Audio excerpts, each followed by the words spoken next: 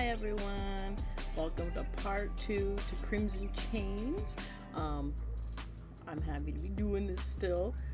I apologize for the delay on the upload for the second one. I just wasn't sure what I was going to be doing, and this will no longer be a Patreon exclusive because I found out the hard way that if your content's flagged as 18 plus, it does not count it on Patreon for video uploads. So this will now just be a normal YouTube upload. From what I remember, we ended off with, I think, Choso staying at our house. So, yeah, but let's get into it.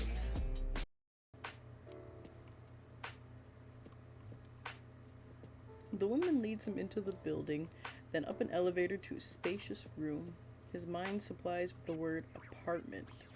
The space is open, with the kitchen blending seamlessly into the living area. A large window frames that bustling city outside, its noise muffled but ever present. It's not big, but it should be enough for the two of us. He considers telling her that it's far bigger than the glass enclosure he was trapped in for so long, but he keeps that thought to himself. He's still trying to figure out what might make her laugh at him again. These human nonsenses are too complicated, too unpredictable. She guides him through the apartment with the air of someone trying to sell a new home. He trails behind her, silent, absorbing her words but not fully comprehending their significance. There are vague impressions, fleeting memories borrowed from this body that hint at how some things work, but most of it remains cloaked in shadow. They enter a small room with two beds positioned near each other. You sleep on that one, I'll sleep here. Free now. Every time she uses that low tone, his face warms up uncontrollably, even though he doesn't fully understand what she means. It bothers him that he can't control this body's reactions, as Wer wrestles with the frustrations. He realizes she's showing him something else. And here's some basic hygiene products and a towel. Do you know how to take a shower? Yeah. The lie slips out before he can stop it. He has only the faintest idea of what a shower entails, a distant, foggy recollection that doesn't quite reach the surface. But he doesn't want her help. He just wants a pawn in her boss's plan, and he's determined not to form any deeper connections with them. Okay, Bumblebee. Mom will be scratching at my chair again. She eyes him with suspicion, and something stirs within him, an emotion he can't name or understand. It's more one thing to add to the growing list of inexplicable feelings that have plagued him since gaining this body. She hands him a towel and soap, then turns towards another room. Come with me. Choso follows, uncertain why he obeys her so easily. He could refuse, could retreat to the company of another curse where he belongs. Yet, for some reason, that bed in the other room had seemed oddly inviting, almost as if it were calling to his tired body. Maybe he'll stay here just for tonight, then leave tomorrow. He'll tell Ghetto that he prefers to be with the other curses because that's what he is, no matter how human he may look. The woman fiddles with the handle, and water begins to pour out. She explains how to adjust it for warm water. Again, it all seems unnecessarily complicated to him. Why not just use water as it is? And why does it even need a shower? He voices the questions aloud. My sense of smell is pretty sharp, and since we're sleeping near each other, do me a favor and take a shower, will you? She then walks him through the basics, removing clothes, using soap, shampoo, conditioner. It's all very straightforward, but as she talks, he feels his face heating up again. Why does this keep happening? Ooh, Choso has a crush. I know that already. Alright, just making sure. If you need help, let me know. Girl, I don't poop. His stomach flips, yet again, for what feels like the 100th time today. He doesn't understand how she manages to elicit such strong reactions from this body so effortlessly. She smiles and leaves, closing the door behind her, and he's left alone. Damn, hold on! I wasn't ready for that. I didn't know we were getting a shower scene. He strips off his clothes and catches a glimpse of himself in the mirror.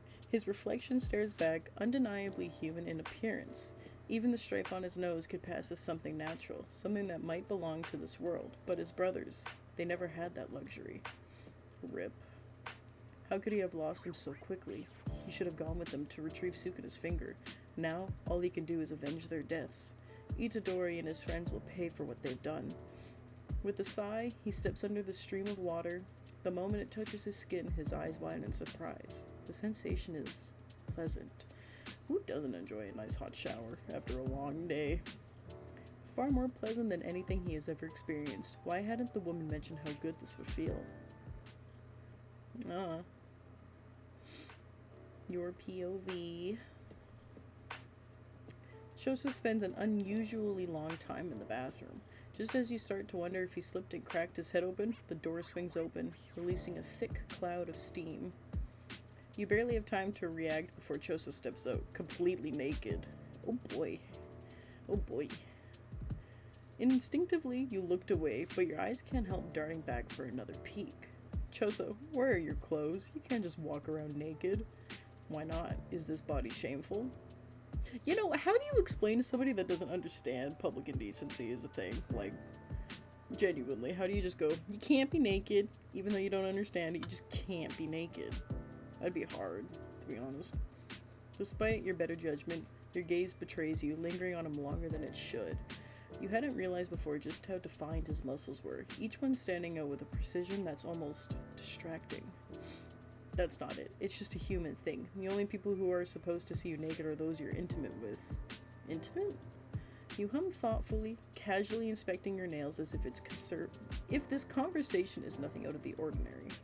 Intimate means someone you share special moments with, someone you let get really close, close enough to touch, close enough to feel everything. You glance up at him the moment his expression shifts, his composure faltering as he flinches and swallows hard. But if you want. Before you can say anything else, Choso hastily retreats back into the bathroom, his footsteps almost stumbling in a rush. You chuckle quietly to yourself. This is too easy. Despite the heat creeping into your own cheeks, you push it aside. This is just a game. After all, there's no way it'll affect you beyond the simple amusement. Or will it? Girl. After what feels like forever, and several rounds of explaining human social norms to him, you finally settle down onto your bed. Tomorrow, you'll begin training to master your curse technique in this body. It won't be long before you can avenge your brothers. He hums softly, staring up at the ceiling, seemingly lost in thought. It should feel strange, lying so close to a man you barely know. But after years of working with curses, even sleeping in the same vicinity of them, and staying alert to avoid getting killed, this is surprisingly easy. Good night, Choso. You close your eyes, ready to drift off, but you can still feel his gaze on you. It's like a tangible weight pressing on your awareness. He probably thinks it's fine to watch you as long as you don't notice. I know you're staring. You crack one eye open, just enough to catch the sight of his wide eyes, a faint blush coloring his cheeks. Embarrassed, he quickly turns his back to you. A small smirk tugs at the corner of your mouth as you close your eyes again, the room finally settling into a comfortable silence. Yeah, it'd be pretty awkward if somebody watched you while you sleep. Where can I train? Those are the first words out of Choso's mouth when he wakes up the next day. From that moment on, an obsession takes a hold of him, an all-consuming drive to master his curse technique and to learn to fight in this new body. Nothing else seemed to matter. You take him to an abandoned gymnasium where his transformation took place and let him train to his heart's content while you quietly work on your laptop nearby. Days blurred together, each one a mirror of the last. Teasing him has become your daily source of amusement, a little game to see what will make him blush next. He remains distant and cold, his focus elsewhere, but you don't mind. He's already fulfilling Ghetto's wishes, which frees you to concentrate on the preparations for the sealing. Each day is the same. When Choso finally exhausts himself, the two of you return to the apartment. There, he sits on the sofa, staring blankly out in the window as if lost in a world of his own. His only request is a cup of noodles. You don't argue. It's cheap, and he doesn't seem to care about anything else. This routine continues for a week, with you focusing on your own tasks while he grapples with his grief in the only way he knows how. Then, one morning, he can barely get out of bed. He stumbles into the living room and drops down on the sofa, groaning. What's happening? You've pushed your body too far. Sweetheart or snookums? You know what? I've never called somebody Snookums before, but I like calling people sweetheart.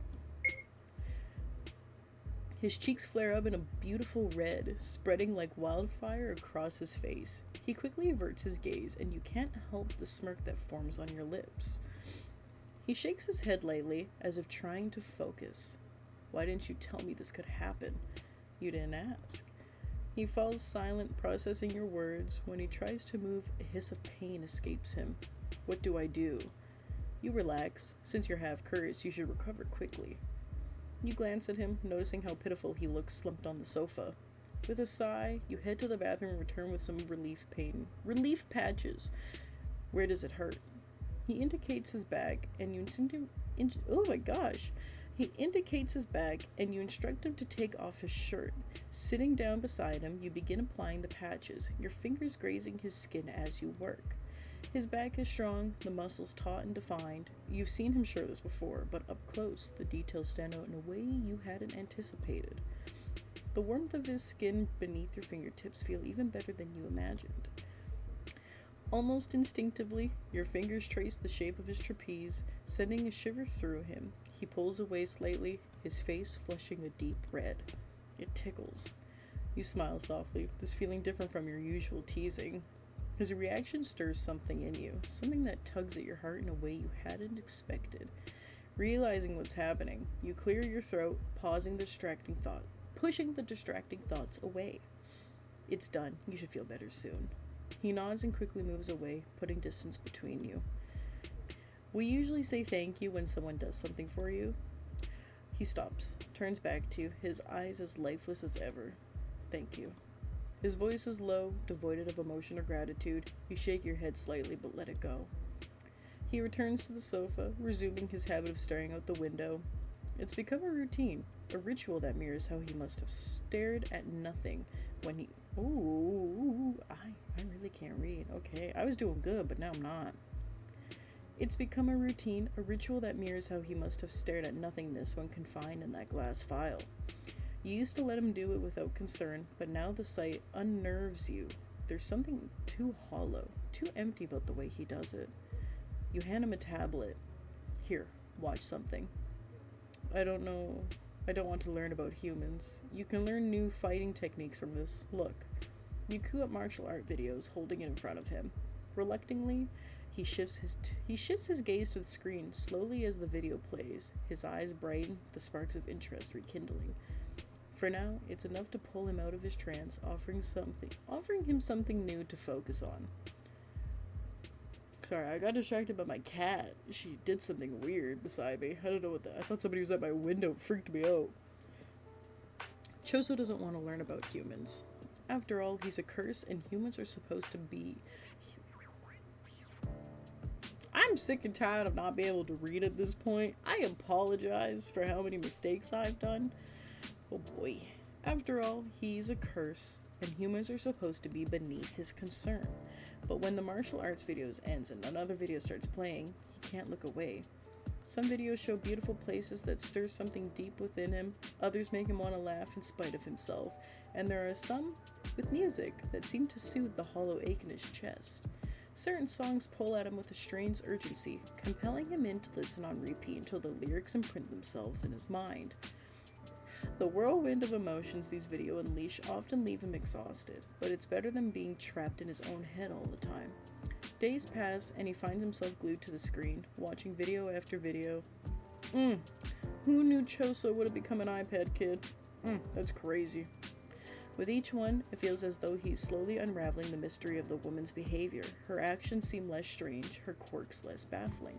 He learns that when she uses that low tone of voice, she's flirting with him, something humans do when they're bored, trying to get something or interested in being intimate.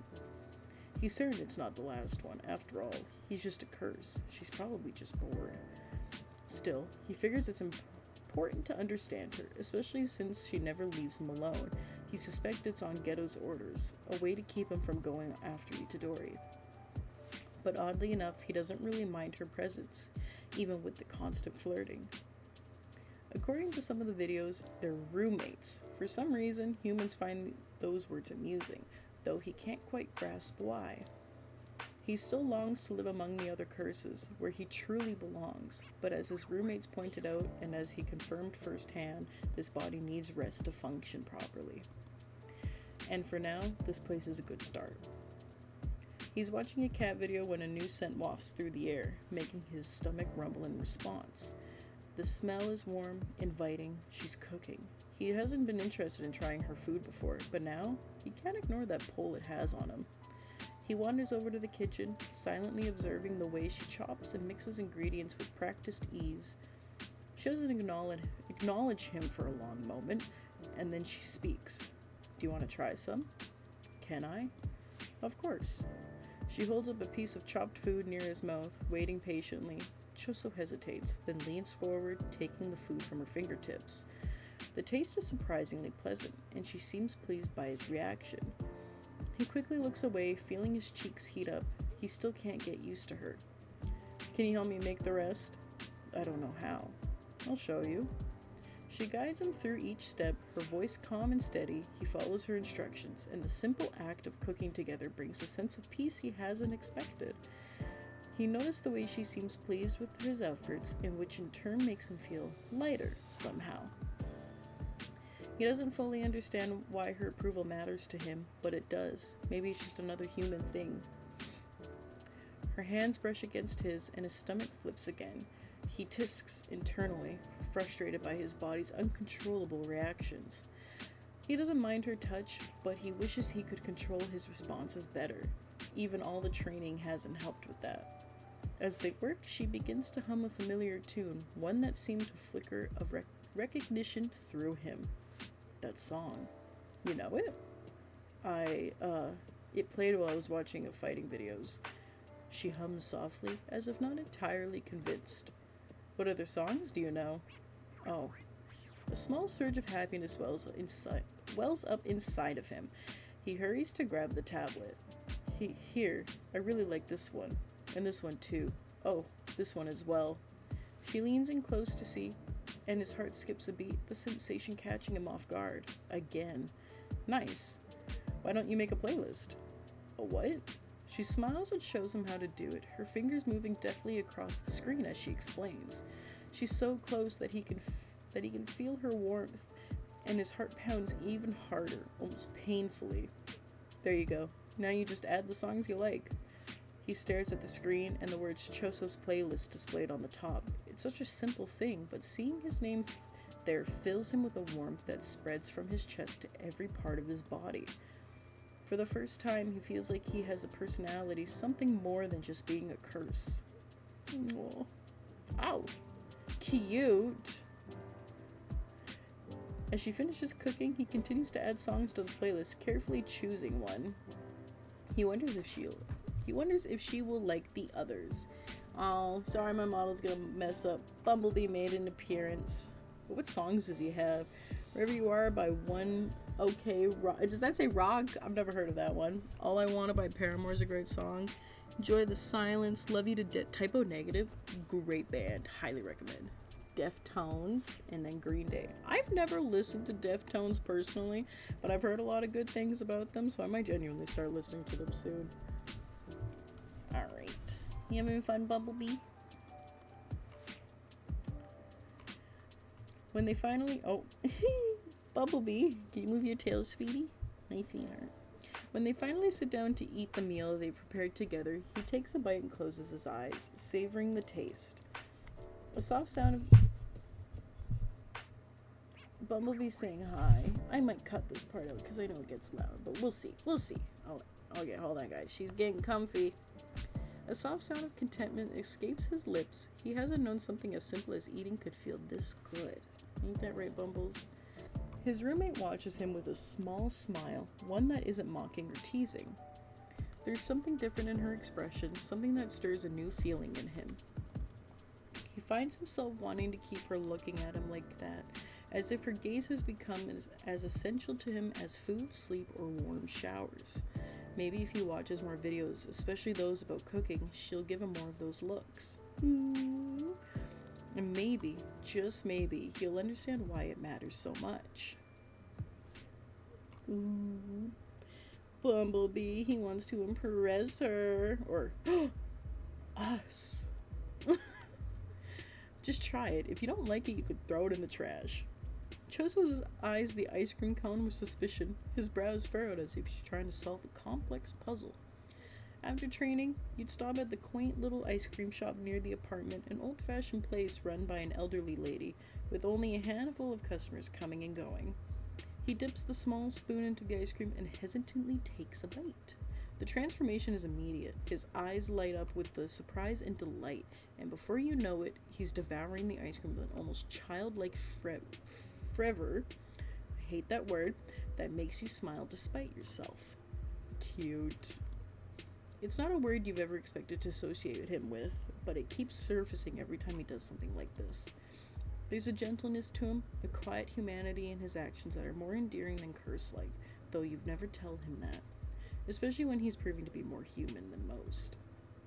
He closes his eyes, savoring the flavor as if it's the most incredible thing he's ever tasted.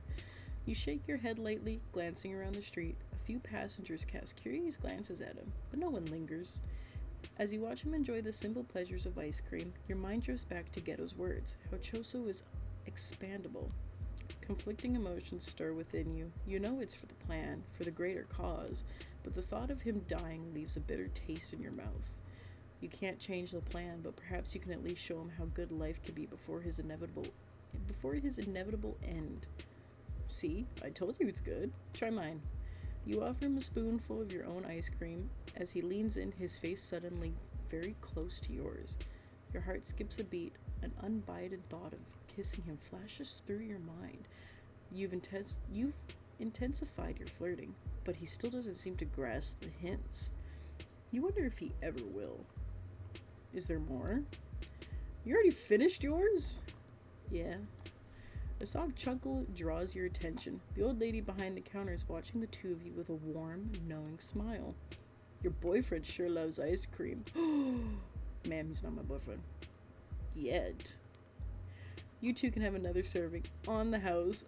Oh, I love when people do that. That's when you have to fake relationships sometimes with your friends.